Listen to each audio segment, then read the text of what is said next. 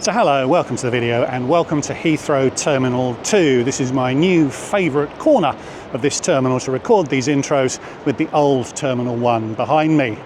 Now it's been 79 days since I last set foot on an airplane, far too long, although I do tend to make my trips in the British winter so that I can be around in the summer to enjoy this beautiful weather. But I had very little choice over the date of this trip because it was built around a very hard to get redemption. So today I will be flying to Toronto, and I've just discovered that today is projected to be the busiest travel day of the year. It's not been that bad so far, so perhaps Gatwick, Stansted and the port of Dover will be the places that suffer the most, but we'll see. Now I needed some points to re-secure my gold status with Aegean, so I decided to fly on TAP, that's T Air Portugal, who give a 200% of miles flown return on all business class travel. So the first step in getting Toronto will be to fly down to Lisbon and connect there. This video is only going to show that first flight. I haven't covered TAP's European business class cabin for some years, and I continue to live in hope that one or other of the Euro airlines will have found a way of differentiating their product to make it stand out from what everybody else does. My breath is probably not held, but you got to give them a try, don't you? Plus, I do like Portugal, I do like the wine, I do like the cuisine, so hopefully it'll be a good experience. So if you'd like to see what TAP's Euro business product is like, stick around. Hi, I'm Matt and this is Matt's Planet. I aim to entertain, educate and inspire with my travel adventures from planning to execution. I'll show you how you can travel in style for a lot less than you'd think. So subscribe so you can come with me. Let's see how those predictions pan out, shall we? Into the terminal, and TAP's check-in space is to the left in Zone B. I checked in online, so could have gone straight through security, but I wanted to get a printout of my boarding pass, plus I always like to show the check-in arrangements should you need them. And I was quite disappointed to see that none of the desks were allocated for premium passengers, indeed none of them were even available.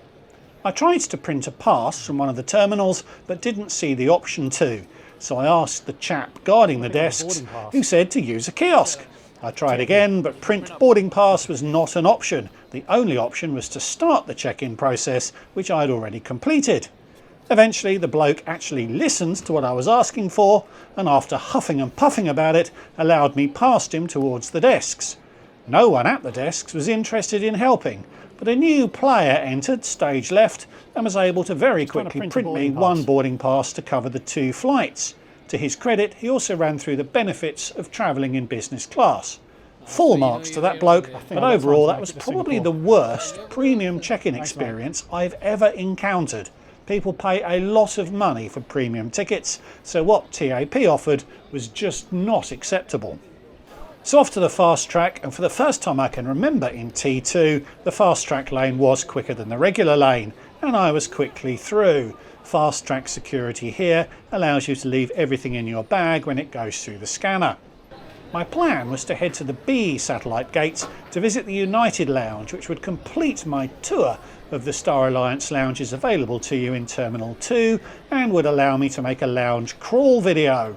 So I zoomed through the main section of the terminal and headed along the tunnel to the satellite. But before I head to the lounge... Now this is going to sound strange coming from a YouTuber, but do you miss reading? I know I do. I used to love browsing the shelves of the airport newsagents and picking out a couple of magazines to entertain me as I started my next great adventure.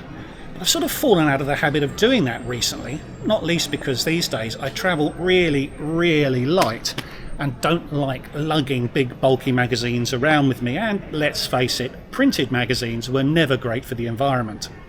Now if any of that resonates with you, let me introduce you to something that I've discovered recently that has radically changed how I pass my time when flying. Imagine an app that allows you to download a virtual stack of magazines and newspapers before you deploy that pesky airplane mode.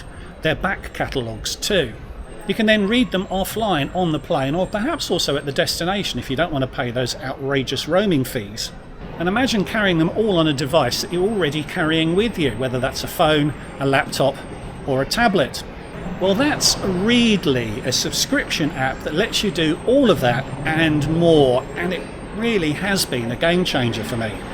And the range of publications available through Readly is quite astonishing. Pretty much all of my weird interests and hobbies have been catered for. You'd probably expect cruising, travel and sports to be well represented, but I found publications covering banknote collecting, creative writing and aviation. My local newspaper is even there, as is a wide range of crossword and puzzle books. Pick anything you want and with a click you're reading it. Just remember to download it before you deploy that airplane mode, and that little white bar across the bottom of the screen will be your clue as to when it's downloaded. It's intuitive to navigate and it opens up a world of knowledge and entertainment that even the best stocked real world newsagents can't compete with. And one subscription allows you to establish 5 user profiles so your family can share the experience with you. So if you'd like to give it a go, click the link in the description below or zap the QR code that is on the screen. And if you do so, you'll get a 2-month free trial. You can cancel at any time, so there is really no downside to giving it a go. I think you'll be very surprised at what you find. I was. So thanks to Readly. Now, off to the lounge. When I was filming that, I got a notification on my phone that the flight to Lisbon was delayed by about an hour. I only had a 75-minute connection in Lisbon, so this delay was going to be a problem. Nevertheless, I headed into the United Lounge to film the space and to do a little research on what was happening. And it turns out that Lisbon Airport was having a bit of a meltdown, something to do with baggage systems, I believe. Very unfortunate for this to happen on the busiest travel day of the year. That meant the inbound flight from Lisbon was delayed, which obviously meant that my flight back down was domino delayed. My onward flight to Toronto was still showing as departing on time, and as the equipment I'd been flying had come in overnight from Brazil, it was already at Lisbon Airport, so it was not going to get similarly delayed from other operations it was scheduled to operate before my flight. I was able to deduce all of this from Flight Radar 24, which is my go-to app in situations like this. So whilst the United Lounge was nice enough, I wasn't in the right headspace to make the most of my time there. The delay was now up to 90 minutes, so I'd certainly now arrive after the onward flight was scheduled to depart, and there were no later flights to or anywhere close to Toronto from Lisbon that day, which would mean a night in Lisbon and a rebooking onto one of TAP's 2 flights the next day, space permitting, of course. A night in Portugal would by no means be a disaster, plus the €600 in EU 261 compensation I would have been able to claim would have been really nice too. It might be a bit of a scrum in Lisbon though, if lots of people were missing connections and there was no guarantee that seats would be available on flights the next day. That's something you can check through Expert Flyer, but it was a fast-moving situation and any seats showing when you looked may not be there when TAP got around to processing you. Plus, it was peak season, so there's no guarantee that a hotel room would be available in Lisbon. I am too old for nights on airplane floors. I'd planned my day in Toronto and was really looking forward to it. If I stuck with TAP, I'd probably get there 20 to 24 hours late, which means I would only be in Canada overnight before my trip home would have to start.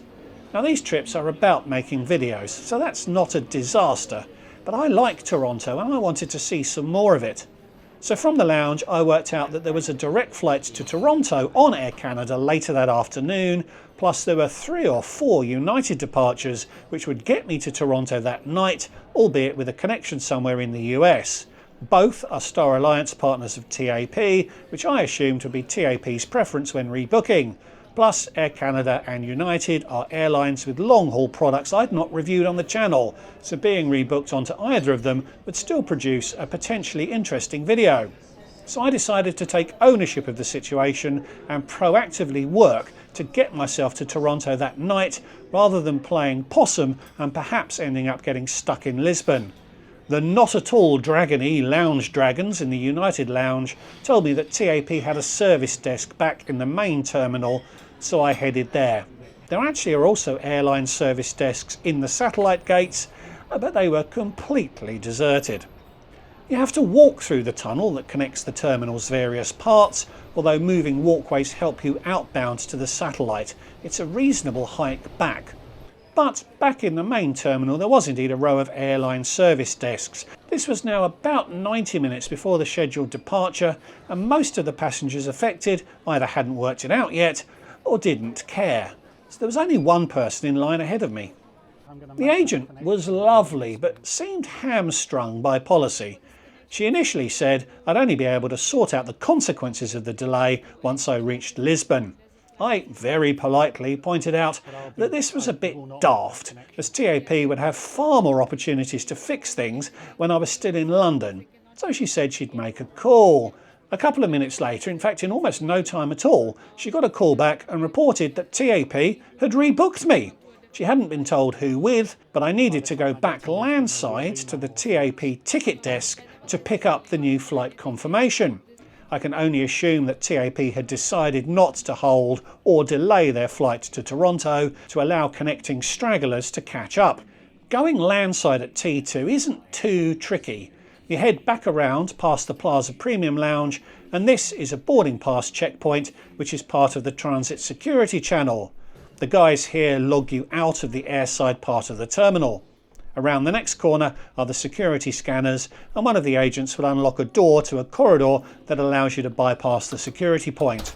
You then exit into the connections area, although you are still airside. Then you go around another corner and you find the border, and you have to queue back up at the E-gates to get back into the country. And of course, I encountered the longest queue I've seen for ages at any UK border. And when I was standing in that queue, I got an email from TAP confirming the rebooking. Ooh! I eagerly scrolled down to find who I was rebooked with, and imagine my surprise when I saw Virgin Atlantic.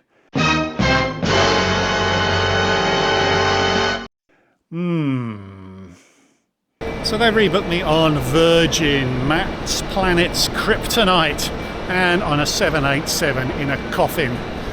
At least I'm going to get there. You know what? I'm about 3 hours down the road at this airport, and I'm back almost exactly where I was when I started. Right, I have to go back up to departures to the D section to pick up my re-ticketed whatever, and then I guess it's another long walk across to Terminal 3. Let's go.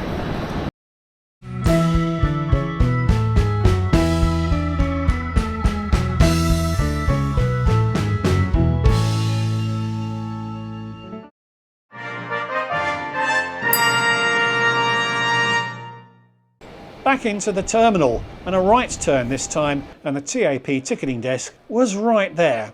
The two lovely agents were having a bad day. I've not hidden their identities on this occasion, as they were great and they deserved the recognition. And as I suspected, I was the leading edge of a wave of misconnecting passengers. She reported that Air Canada was already overbooked, so wasn't an option, and their next choice was any other airline that offered a direct flight rather than an indirect option on United, which meant BA or Virgin, both of whom had departures later that day. And she picked Virgin for me as it was the easier airline to get to, as T3 is a walk from T2 as opposed to T5, which is a train ride away. Nothing short of exceptional service from TAP here. No quibbling, no haggling, no stalling, and I was rebooked to arrive into Toronto 20 minutes earlier than I would have got there on TAP. I think the average passenger might regard a rebooking onto Virgin as being a decent upgrade from flying TAP, especially if TAP is offering a narrow body. I don't, but the average passenger might. I thought it would have been inappropriate and somewhat ungrateful of me if I asked if they could rebook me again onto BA, so I decided then and there to wipe the Virgin Atlantic slate clean and to approach the experience with an open mind. I still had 4.5 hours to go before this new flight took off, but I hadn't really eaten anything yet that day and had a raging thirst from all the walking, so I headed directly to T3 to check in and see which coffin I was able to snag. I got a somewhat frosty agent, but I was quickly checked in and was given coffin number 2K. That's a window coffin, albeit one on the busiest side of the cabin. Although, as we'll see, coffins on Virgin 787s offer windows in name only. Oh yeah, I said I would approach this with an open mind, didn't I? Up in the lift to Virgin's private and virtually deserted security lane, and as with my earlier security experience, I was able to leave everything in my bag and was quickly through. I know T3 quite well now, so headed straight for the Virgin Clubhouse. I was sharing my experience with my Patreon group through WhatsApp. Check out the link below if you'd like to join this fantastic group. And they'd warned me that Virgin may not allow me entry yet, as it was more than 3 hours until my departure. And the agent did indeed hesitate for a second after scanning my boarding pass, but she smiled and waved me through without expressing any concerns about my eagerness. I've reviewed this lounge before, and with that open mind, I really enjoyed my time there. It wasn't that busy actually, this was just after 1 PM. I headed straight from the dining room to the left on entry. First priority was some Palmer & Co champagne. Cheers, here's to an open mind.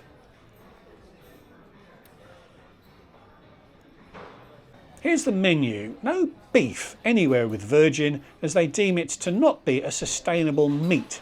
A somewhat ironic position for an airline to take, but let's keep that mind open. Virgin has decided that venison is sustainable, so I was able to have some red meat in the form of a venison smash burger. It was nice enough, but it wasn't life-changing. When I was appropriately caloried, I headed upstairs to the outdoor viewpoint, which was particularly pleasant on this nice summer's day. I spent perhaps a half hour up there, second-guessing my choices that day. I realised my calculations had undervalued the €600 in compensation I'd have been eligible for had I not proactively helped TAP out, something that didn't feel that fair actually. In the time I was up there, only 3 other people visited the space, and each of them only stayed for a couple of minutes. It's a real hidden gem, although the no food or drink rule may deter some people from lingering. Back inside, and I headed for the bar. There were plenty of seats close by, and although I think the space is a little tired in parts, it was very comfortable and the service was nothing short of excellent. Barely 5 minutes went past without someone checking if I needed anything. Plus, there is an online ordering tool if you can't go 5 minutes between drinks. Time passed very pleasantly, reading my Wisden Cricket Monthly and enjoying a glass of very nice Shiraz. Cheers.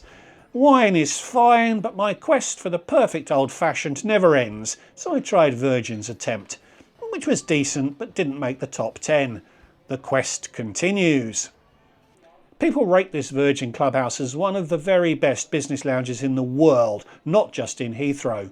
I don't rate it quite that highly, partly as I'm annoyed by installations like this, which exist solely for Instagram, rather than being delighted by them.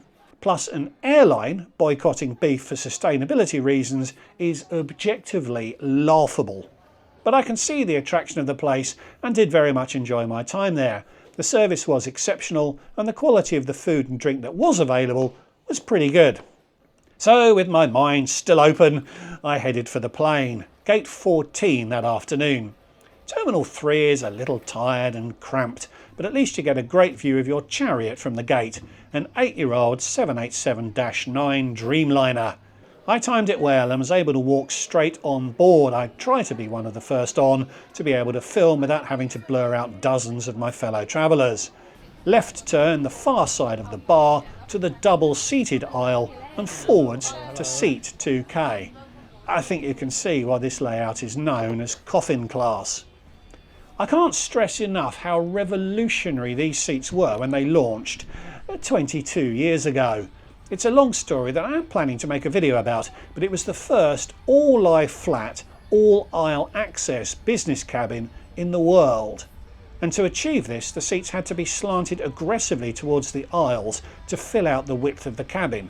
And the extra seat length each passenger then needed to get flat comes at the expense of the seat's width. It's great to be able to lie flat without stuffing your feet into a cubby, but the seated experience is poor. What makes things worse is that you need to exit the seat to convert it into a bed as the seat back flops forward. I didn't actually convert the seat on this flight as I wanted to stay awake. And it's nigh on impossible to see out of the window when seated. You need the neck of an owl to be able to do so. Plus there's virtually no storage at or around the seat, and the screen is really quite poor. It's so close to you that the size isn't really a problem, but it's a long way short of a modern high-definition screen. It's not a great seat. Indeed, it's probably the worst business class seat offered by any airline claiming to be premium. Virgin has announced that it will retire these seats, but not for at least another 3 years and perhaps as many as 5. That's the bedding stuffed into the void space behind the seat.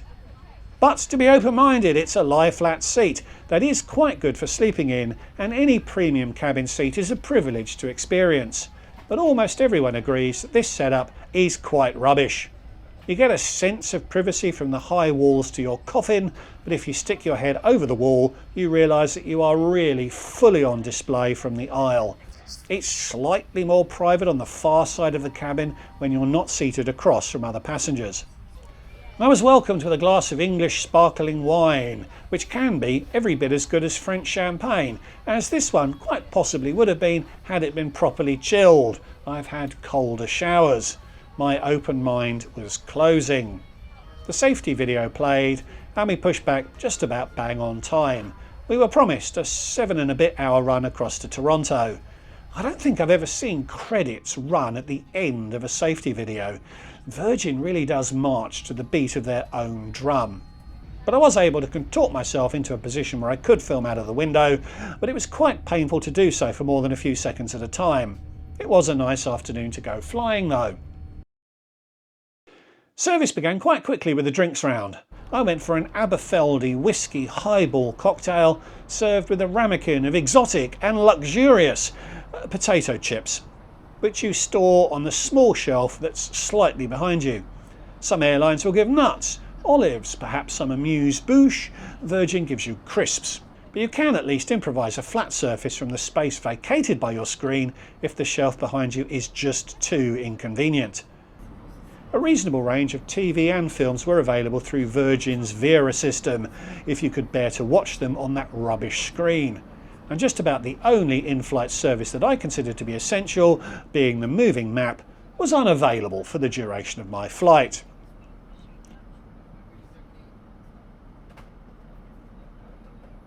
Dinner time, and very counterintuitively, the tray table is released by a button on your left and then emerges to your right. Sturdy, but there's no hope of being able to leave your seat with the table deployed, and of course there's nowhere to put anything other than on that table. Here's the menu. 2 starters and 3 main options, one of which is veggie, which I just don't think is enough for a 31-seat cabin, and I think we were completely full that evening. The table was then laid, and I'd gone for a glass of Chilean Cabernet Sauvignon here. It was nice enough. I started with the prawns. They were attractively plated and tasted great, but I could have eaten 4 or 5 servings of them. Last time I flew Virgin, I was expected to use 1 set of cutlery for all courses, but on this occasion they were refreshed between courses. Perhaps having an open mind is paying off. And last time I flew Virgin, I had a major disagreement with their fish dish. So even though the haddock that day didn't mention butter, I played it safe-ish and went for the chicken. In fact, I had to go for the chicken as that was the only alternative, which looked good, tasted good, and was a substantial serving, so 3 green ticks for Virgin for their main course this time. The cheese course is advertised separately to the desserts, so I went for the lava cake and then the cheese, although both were delivered at the same time. I'm not usually a fan of desserts, but this hit the spot. And that cheese was good too. As almost all cheese courses are, it's hard to mess up the opening of a packet. A reasonable cracker to cheese ratio too. So all in all, it was a good meal service, probably the best I've had with Virgin, but still not great in comparison to other airlines. After the meal, I went for a stroll through the cabins. Economy has a 333 layout and was really busy. I usually moan about 787 windows in these videos, and this one will be no exception. Nice and large, but I absolutely hate the fact that the crew can take control of them away from you, and they'd been locked dark back here. Virgin's premium economy cabin is 242, so 1 less seat across the cabin than economy. Again, it was pretty full, and I have a full review of this cabin elsewhere on the channel. And back to the upper class cabin. Windows were also dimmed here, but you could open yours if you wish. You can see that I was the only person to do so. You have to endure Virgin's mood lighting though. I can't decide if this is pink or purple.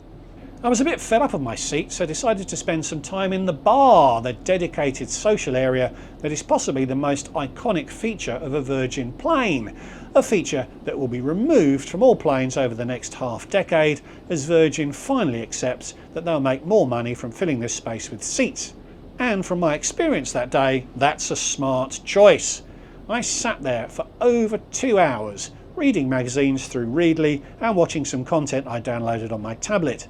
A crew member passed twice in that time, and on neither occasion did they interact with me. There were a range of drinks and snacks on offer, but as the crew was not interested in serving me, I tried to serve myself, but there were no glasses available. I eventually managed to scrounge a plastic cup from the premium snack area just behind the bar and served myself some champagne, which was still not cold enough. No other passengers joined me, and I didn't proactively summon assistance, as I always want to see what the organic service experience is like without preempting it. Not that I think I could have summoned service anyway, I couldn't see a call bell here. It was an extremely poor experience, and if that's the level of attention Virgin gives to its bars these days, they are better off getting shot of them. It did break up the flight though, as I was determined not to sleep, as I find that to be the best way of adopting to the arrival time zone as quickly as possible.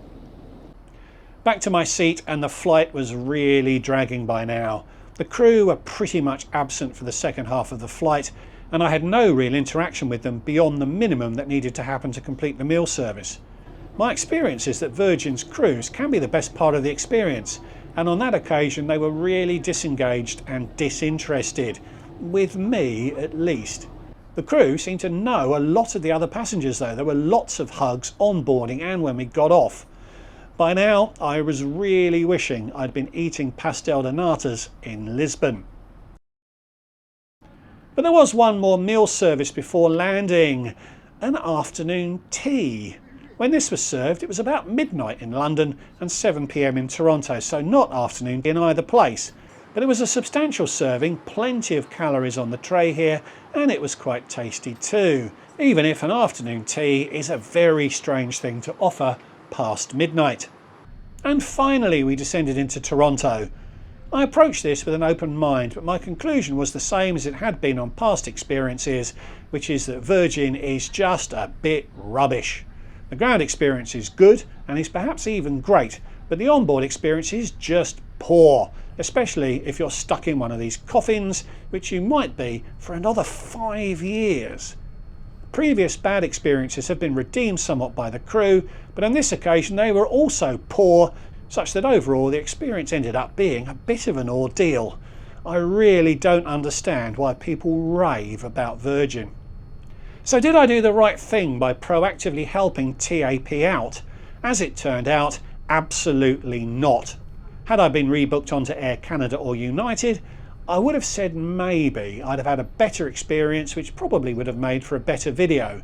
But if I'd stuck with TAP, yes, I'd have lost my day in Toronto, but I would have received the experience I'd planned and I would have made the videos I wanted. I'd also have received €600 to defray the cost of the trip, and crucially I'd have collected the 9,000 Aegean tier miles that my TAP booking would have delivered. I chose to fly with TAP as they earn into the Aegean scheme at 200% of miles flown, and that would have been 75% of the miles I need to retain my gold status. If I don't now get those points, my renewal strategy is in tatters.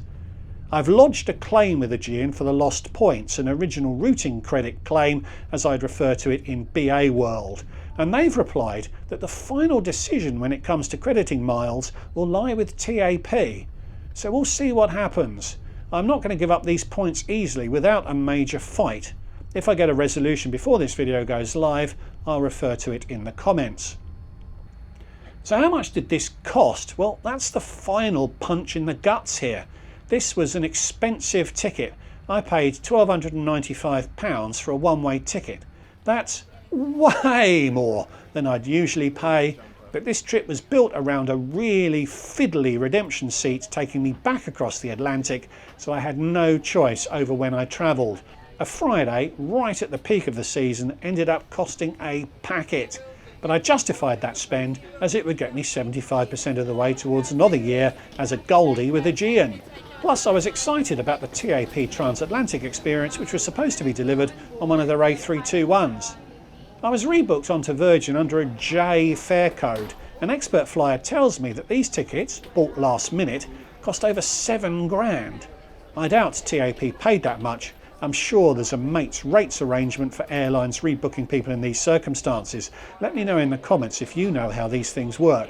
But even if they got my ticket with 50% off, it looks like it cost TAP an absolute packet to get me to Toronto on time. Hopefully that doesn't influence their decision on whether to also buy me 9,000 Aegean tier miles, but I fear it will.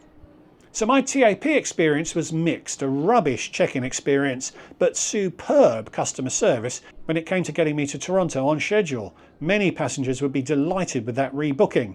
And my agonising about whether I made the right decision by being proactive may be moot, as TAP may have rebooked me onto Virgin before my flight left London, even if I hadn't proactively sought out a change. There was still plenty of time for them to rebook me before that London departure. But this has ended up as a Virgin Atlantic review, and my conclusion is that they offer a poor in-flight experience. So thanks for watching, and thanks to Readly. Check them out through the link in the description below. Comment, like and subscribe, and check out my Patreon if you want to enjoy my experiences in real time as I'm enduring them. See you in the next one. Goodbye.